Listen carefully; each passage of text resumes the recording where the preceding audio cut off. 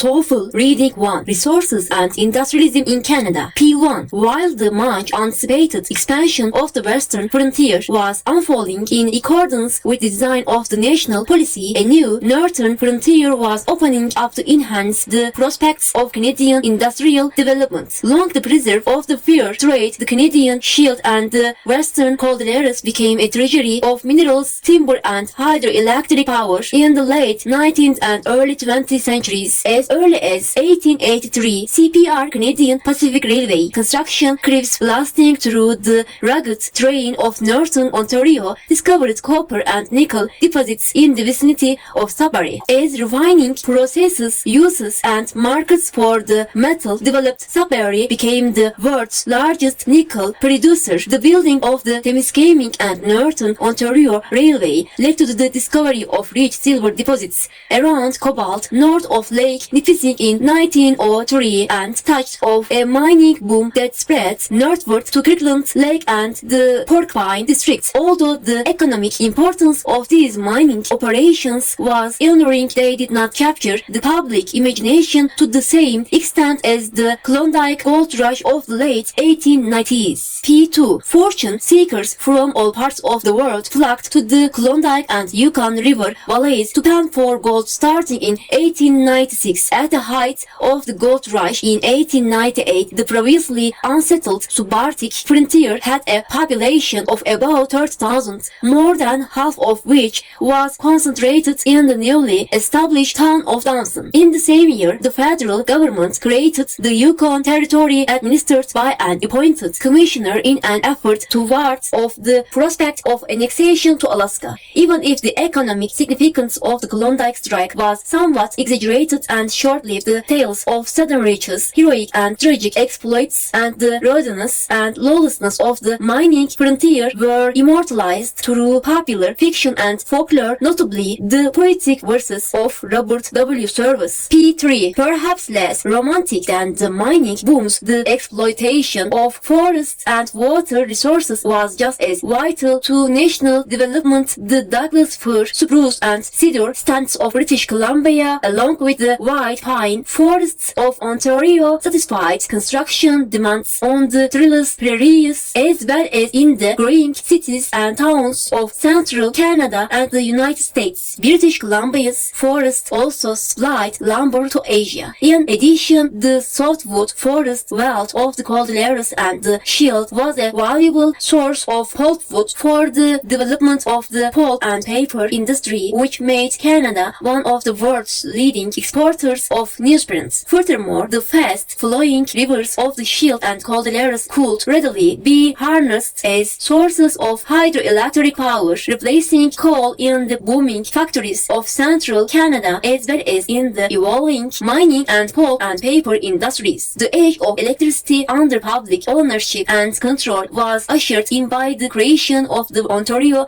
Hydroelectric Power Commission, now Ontario Hydro, in 1906 to distribute and eventually to produce this vital source of energy. P4 Western settlement and the opening of the northern resource frontier stimulated industrial expansion, particularly in central Canada, as the national policy had intended. A growing agricultural population in the west increased the demands for eastern manufactured goods, thereby giving rise to agricultural implements, works, iron and steel foundries, mission shops, railway yards, textile mills, boot and shoe factories, and numerous smaller manufacturing enterprises that supplied consumer goods by keeping out lower-priced foreign manufactured goods. The high tariff policies of the federal government received much credit for protecting existing industries and encouraging the creation of new enterprises. To climb the tariff wall, large American industrial firms opened branches in Canada, and the governments of Ontario and Quebec aggressively urged them on by offering bonuses, subsidies, and guarantees to locate new plants within their borders. Canadian industrial enterprises became increasingly attractive to foreign investors, especially from the United States and Great Britain. Much of the over $600 million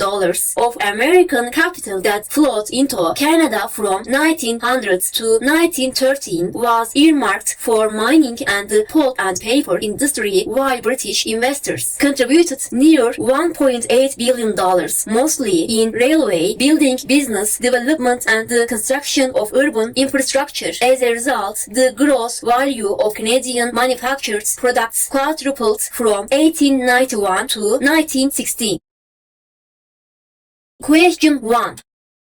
Why does the author mention the railroads in paragraph 1? A. Because miners were traveling to camps in the West. B. Because mineral deposits were discovered when the railroads were built. C. Because the western frontier was being settled by families. D. Because traders used the railroads to transport their goods. Answer B. The building of the Temiskaming and Northern Ontario Railway led to the discovery of rich silver deposits. Choices A, C and D are true, but they do not relate to the point in paragraph 1, the resources in the western frontier. Question 2. In paragraph 1, the author identifies Sudbury as A. An important stop on the new railroad line. B. A large market for the metals produced in Ontario. C. A major industrial center for the production of nickel. D. A mining town in the Klondike region. Answer C. Sudbury became the world's largest nickel producer. Choice A is not correct because it is not mentioned directly in the paragraph. Choice B is not correct because Sudbury was a supplier, not a market for metals. Choice D is not correct because Sudbury is in Ontario, not in the Klondike. Question 3. The word enduring in the passage is closest in meaning to A. Disruptive, B. Restored, C. Identifiable, D. Lasting. Answer D. In this passage, lasting is a synonym for enduring. Question 4. According to paragraph 2, why was the Yukon Territory created? A. To encourage people to settle the region. B. To prevent Alaska from acquiring it. C. To establish law and order in the area. D. To legalize the mining claims. Answer B. The federal government created the Yukon Territory in an effort to ward off the prospect of annexation to Alaska. Choice A is not correct because fortune seekers were lacking there already. Choice C is not correct because the tales of lawlessness were told in popular fiction, but no effort to establish law and order was mentioned. Choice D is not correct because the legality of the mining claims was not mentioned.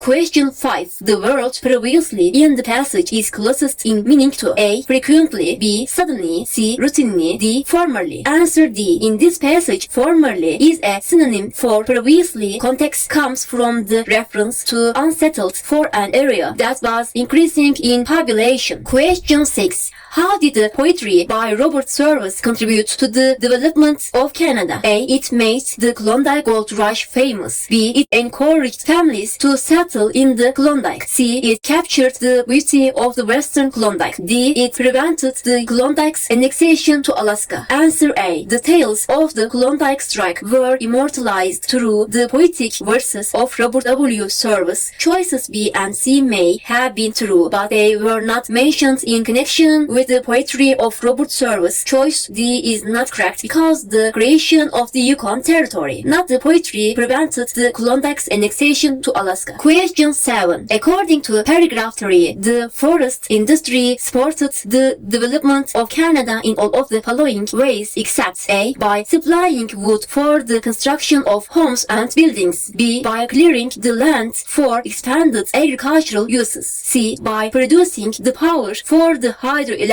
plants. D. By exporting wood and newsprint to foreign markets. Answer B. Choice A is mentioned in paragraph 3 sentence 2. Choice C is mentioned in paragraph 3 sentence 5. Choice D is mentioned in paragraph 3 sentence 4. Question 8. The word furthermore in the passage is closest in meaning to A. Although, B. Because, C. Therefore, D. Moreover. Answer D. In this passage, moreover is a synonym for furthermore. Context comes from the addition of another way that the forest and water resources were exploited. Question 9. Which of the sentences below best expresses the information in the highlighted statement in the passage. The author choices change the meaning or leave out important information. A. New businesses and industries were created by the federal government to keep the prices of manufactured goods low. B.